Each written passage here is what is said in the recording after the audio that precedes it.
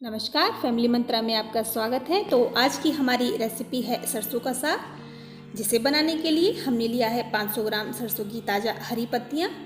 इन्हें अच्छे से साफ़ कर लेंगे। साफ़ करने के बाद इन्हें पानी से कई बार धो लेंगे, जिससे अच्छे से साफ़ हो जाए। इसके बाद इसकी पत्तियों को हम मोटा मोटा काट लेंगे, क्योंकि हमें इन्हें बॉईल करना है।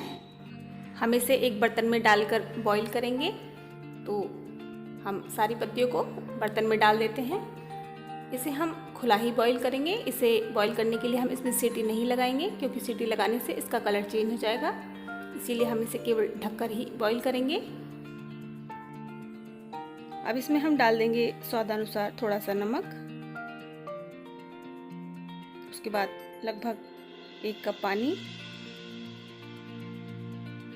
और इसमें डाल देंगे हम 4-5 लहसुन की छिली हुई कलियां, और इसे ढक देंगे और बॉईल कर लेंगे। 2-3 मिनट बाद ये बॉईल हो जाएगा। साग अच्छे से बॉईल हो गया है। अब इसे हम ठंडा कर लेंगे। ठंडा करने के बाद इसे हम मोटा मोटा पीस लेंगे। आप चाहें तो बहुत बारीक भी पीस सकती हैं, लेकिन हम इसे मोटा मोटा पीसेंगे। अब हम एक कढ़ाई में थोड़ा सा तेल डालकर उसमें 2 लाल मिर्च को भून लेंगे। ये लाल मिर्च हम गार्निशिंग के लिए रखेंगे, और जब ये भुन जाएंगी तब हम इसको निकाल लेंगे।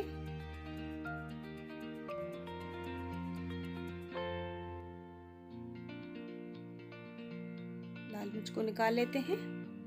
अब इसी तेल में हम डालेंगे आधा चुटकी हींग, उसे भुनने देंगे।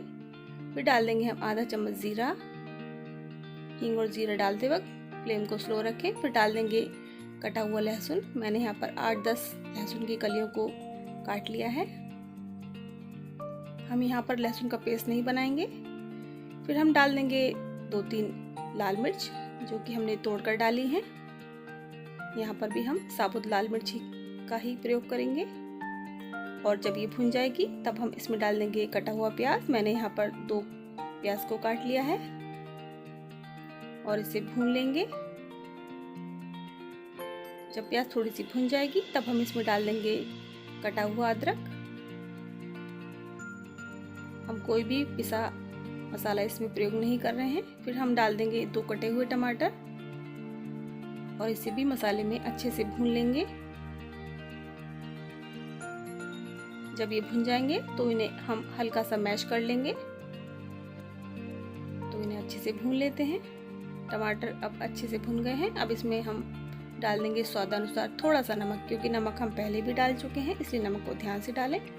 फिर हम डाल देंगे थोड़ी सी लाल मिर्च स्वादानुसार। नमक को डालते वक्त सावधानी रखें, और इसे भी अच्छे से मसाले में मिक्स कर देंगे। अब ये मसाला अच्छे से भुन गया है। अब हम इसमें डाल देंगे सरसों की पिसी हुई पत्तियां, जो कि हमने ग्राइंड कर ली हैं। अगर हम इसे ढककर बॉईल करते तो इसका कलर चेंज हो जाता, लेकिन देखिए हमने इसे खोलकर बॉईल किया है, इसलिए इसके कलर में कोई ज़्यादा फर्क नहीं आया है। और इसे अच्छे से मिक्स कर लेंगे।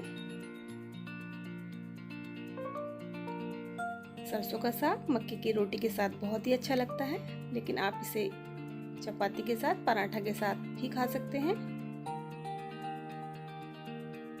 सरसों का साग बनाकर आप इसके ऊपर मक्खन डालकर खाइए, घी लगाकर खाइए, कैसे भी खाइए, ये बहुत मज़ेदार लगता है। अब हम इसमें डाल देंगे बचा हुआ पानी, जो हमने बॉईल करने के बाद बचा लिया था। ध्यान रखें, जब आप सरसों को उबालें तो बहुत ज़्यादा पानी न डालें, उतना ही पानी डालें जितने में सरसों बॉईल हो जाए। और अच्छे से पानी को इसमें मिक्स करते हुए इसे पकने देंगे।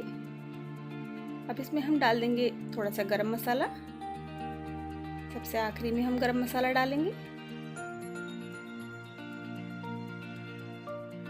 जब ये पके तो हमें इसे ढकना नहीं है, हम इसे खोलकर ही पकाएंगे।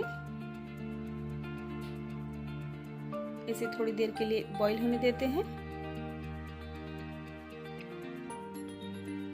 सरसों का साग खाने में बहुत ही मज़ेदार है, और ये खासतौर पर पंजाब, हरियाणा, उत्तर प्रदेश में बहुत खाया जाता है। और ये स्वाद के लिए तो पौष्टिक है ही, हेल्थ के लिए भी बहुत अच्छा है। आप इसे ज़रूर ट्राई करें। इसकी तासीर गर्म होती है, इसलिए आमतौर पर ये सर्दियों में खाया जाता है। सरसों हमें आमतौर पर अक्टूबर से लेकर मार्च के बीच बहुत फ्रेश मिल जाती है, इसलिए इस समय के बीच सरसों का साग खाने में बहुत ही ज़्यादा टेस्टी लगता है। तो अब ये साग बनकर बिल्कुल तैयार है सर्व करने के लिए। इसे गर्मा गर्म मक्खन के साथ और देसी घी ऊपर से डालकर सर्व करें, और ऊपर से हम गार्निशिंग के लिए लाल मिर्च भी डाल देते हैं।